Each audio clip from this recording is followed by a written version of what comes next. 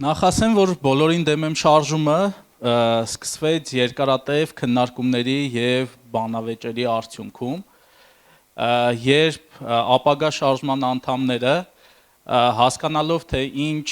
ճգնաժամի առաջ է Հայաստանը, փորձում էին նոր գաղափարներ եւ նոր մարդկանց գտնել, որպեսզի լուծումներ տան։ Այս ճանապարհին մենք վերջի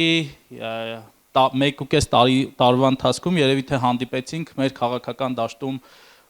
գործող բոլոր ուժերին եւ անհատներին եւ մի պահ եկավ, որ այն անհատները, ովքեր նախաձեռնեցին այս շարժումը, մի պահ նստեցինք սեղանի առջև եւ սկսեցինք կիսվել այն ծրագրերով, որոնք այս գործիչներն ու ուժերը մեզ ներկայացնում էին ու հասկացանք, որ մենք չենք ուզում խաբել ձեզ, մենք չենք ուզում մանիպուլացնել ձեզ եւ մենք բոլոր այդ ուժերին ու նրանց առաջարկած ծրագրերին դեմ ենք։ Ներկաների ու նախկինների տանդեմը ստեղծել են մեր քաղաքական դաշտում մի իրավիճակ, երբ ոչ մի նոր ուժ, ոչ մի նոր գաղափար չի կարող ընտրվել, անցնել ազգային ժողով եւ ներկայացնել եւ ներկայացված լինել։ Սրա պատճառը մի քանիսն են, գլխավորապես դա անհավասար ֆինանսական ռեսուրսների առկայությունն է, որ բոլոր քաղաքական ուժերը չեն, որ կարող են նման մեծածավալ ռեսուրսներ օգտագործել։ Մյուսը իշխանության կողմից ադմինիստրատիվ ռեսուրսի կիրառումն է,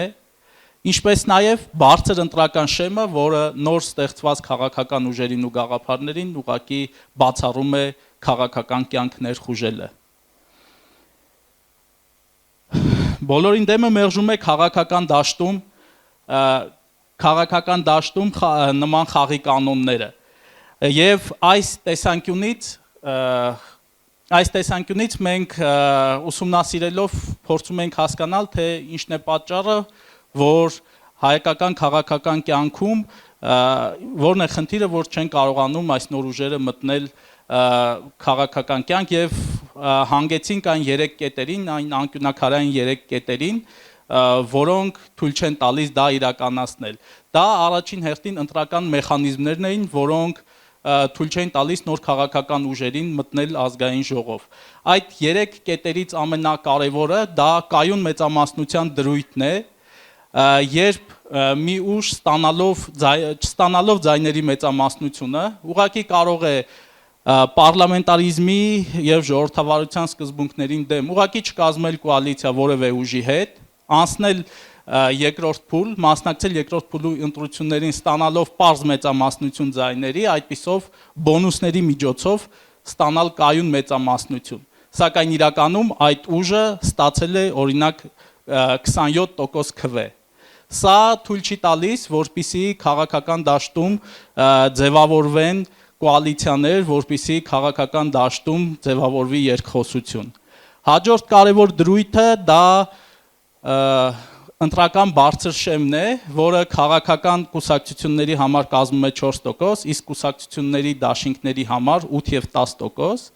Սա Հայաստանի քաղաքական կյանքում, որը դեռևս սահմանավորման փուլում է, շատ բարձր շեմ է եւ թույլ չի տալիս ոչ մի նոր ուժի գաղափարի, որպեսզի նրանք կարողանան անցնել ազգային ժողովի, իսկ ցանկացած ուժ, որը առաջի փորձից հետո նորաստեղծ ուժ չի կարողանում անցնել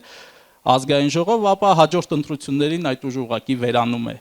Եվ երրորդը այլընտրանքի բացակայությունն է այն մարդկանց համար, ովքեր ներկա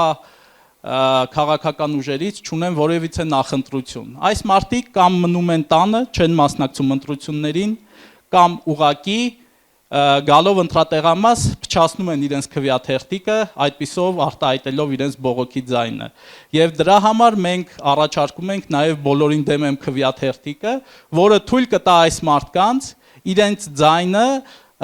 այնպես անել, որ իրենց ձայնը ունենա հետևանք, որ իրենց ձայնը արտացոլված լինի ազգային ժողովում։ Մենք այս քննարկումներից հետո հանգել ենք այն եզրակացությանը, որ չենք ուզում, որպեսզի մերժում ենք այս քաղաքական համակարգով իշխանության եկած ցանկացած ուժի, որը իր վերջնարդյունքում ինչքան էլ լավ ցանկություններ ունենա, դառնում է թագավոր ու ուզում է թագավոր դառնալ։ Եվ նույնիսկ մենք մերժում ենք մեզ, եթե փորձենք այս քաղաքական համակարգով գալ իշխանության։ Դրա համար մենք փոփոխություններ իրականացնելու համար առաջարկում ենք փոփոխել առաջինը, այն մեխանիզմը, որով քաղաքական ուժերը գալիս են իշխանության։ Շնորհակալություն։